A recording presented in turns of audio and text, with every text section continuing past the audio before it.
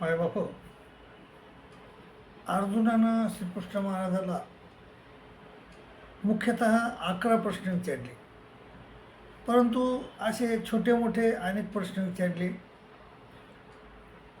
तर त्या प्रमुख प्रश्नापैकी एक प्रश्न आहे तिसऱ्या अध्यायामध्ये, तो आज आपल्याला बघायचा आहे.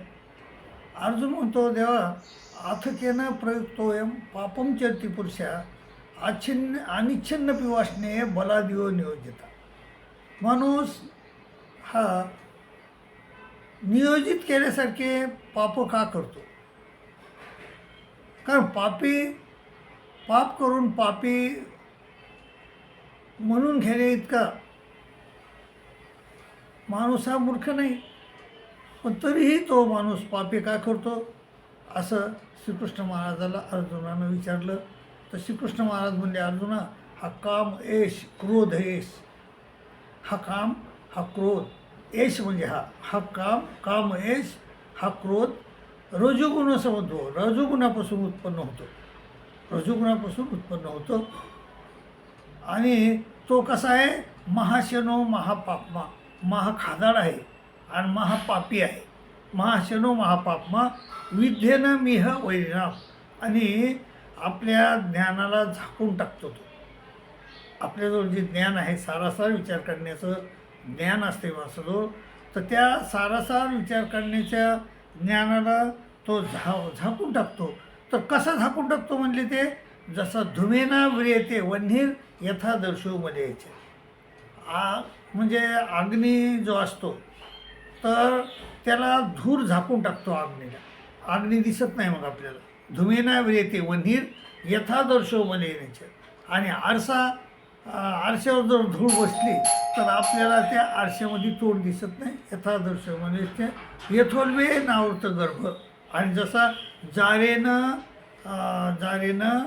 गर्भ झाकलेला असतो. यथोल्वे नावृत गर्भस तदा तेने दमावृत, त्याप्रमाणे हा काम आणि हा क्रोध आपल्या ज्ञानाला झाकून टाकतो. आणि हा क्रोध कसं आहे? आवृतम ज्ञान मिळते ना, ज्ञानिनो नित्यमैरिना कामरूपेन कौंते दुष्पुरे नाणं देण्याचे. माझ्या बाबा, तिसऱ्या अध्यायातला म्हणजे 36, 37, 38, 41, 40, 41 असे हा प्रश्न येतं. म्हणजे हे एवढे श्लोक येतं. तर त्या श्लोकाचं उत्तर हे, तर ते काय म्हणतात की आवृतम ज्ञान मिळते ना ज्ञानिनो नित्यवैरिना. तो जसा अग्नी आहे, अग्नीसारखा काम आहे. तर अग्नीमध्ये कितीही लाकडं टाकली तुम्ही तरी अग्नी शांत होत नाही. अवृतम ज्ञान मिळते ना ज्ञानिनो नित्यवैरिना कामरूपेण कौंते दुष्पुरे नाणं देण्याचे. त्याप्रमाणे हा काम कितीही भोगला आपण तरीही म्हणजे पूर्ण होत नाही. मागं एक आपण पुराणात गोष्ट आहे, एका वडिलानं मुलाकडून तारुण्य घेतलं होतं. ययाती का देवयानी असं काहीतरी मला पुसट आठवते.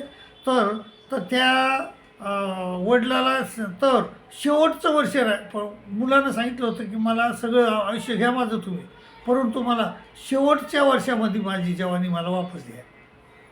तर हा पोरगा मग त्यानं वडिलानं भोगली जवानी, म्हणजे आयुष्यभर त्यानं दिली तेवढी, पण शेवटचं 1 वर्ष राहिलं आणि ते पण मागायला गेला तो पोरगा. तर ते शेवटचं वर्ष देखील देण्याची तयारी त्या वडिलाची नव्हती. माझ्या बाबा, एवढा काम म्हणजे दुस्तर आहे. तर ते आवृतम ज्ञान मिळते ना ज्ञानिनो नित्यवैरिना कामरूपेण कौंतेय दुष्पुरे नाणं देण्याचे. कितीही काम भोगला तर तो आपल्याला पूर्ण होत नाही, आपल्याला त्याची समाधान होत नाही, आपलं भूक जात नाही त्या कामाची. असं. आणि ते कुठं राहतात काम? मग ते इंद्रियानी मनोबुद्धी रसाधिष्ठान मुच्यते. इंद्रिय, मन आणि बुद्धीमध्ये राहतात ते. इंद्रिय मनोबुद्धी रसाधिष्ठान मुच्यते एतेरी मोहतेसे ज्ञान मावृत्य देईना. तर तिथून आपल्याला ते मोहित करतात, आपल्याला भ्रमात पाडतात. आणि मग तस्मातो इंद्रियाने श्रीकृष्ण महाराज म्हणतात, अर्जुना, तस्मातो इंद्रियाने नियमे भरतशव, म्हणजे इंद्रियाला नियमित कर. पापानं प्रजहीनं ज्ञान विज्ञान नाशेन. अशा ज्ञान आणि विज्ञानाचा नाश करणाऱ्या कामाला तू ठार मार असं म्हणतात ते. आणि इंद्रियानी पराज्ञा, इंद्रिये म्हणजे दुस्तर आहेत. आपल्याला ते आपल्या चांगल्या याच्यापासून इंद्रियांनी प्रमातीने हरंती प्रसव तो आपलं चांगलं मन देखील हरून टाकतात ते.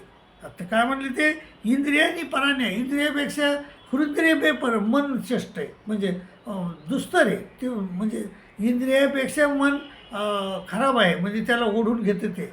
इंद्रिय तर आपल्याला ओढून घेतातच, पण इंद्रियाला मन ओढून घेते. म्हणजे इंद्रियांनी पराण्या, हृदय बेपर मन सस्तो पराबुद्धी. आणि मनापेक्षा देखील बुद्धी श्रेष्ठ आहे, दुस्तर आहे बुद्धी. आणि योग बुद्धे परतस्तोसा. आणि हा काम जो आहे हा त्या बुद्धीपेक्षा बी दुस्तर आहे, खरतड आहे. माय बाबा, योग बुद्धे परमबुद्ध्वा संस्थाभ्यात मान महात्मना जय शत्रू महाभाव दुरास कामरूपम दुरासन. आणि असा न जिंकता येणारा जो काम आहे तर तो इंद्रियाला आवरून, मनाला आवरून, बुद्धीला वश करून आपण त्याला ठार मारायला पाहिजे. तो ठार मार असं श्रीकृष्ण महाराजानं अर्जुनाला सांगितलं. आणि त्याच्या प्रश्नाचं उत्तर दिलं. ते म्हणले हा जो काम आहे, क्रोध आहे, आपण 3 गुणांना बांधलेले आहोत, रज आणि सत्व. आणि त्या 3 गुणामुळं आपण कधीही आपले स्वतंत्र काम करत नाही. आणि 3 गुणासह आपण काम करत असतो. त्या 3 गुण जसे आहेत तसे. आणि त्या 3 गुणाचा खेळ आपल्या हृदयात चाललेला असतो.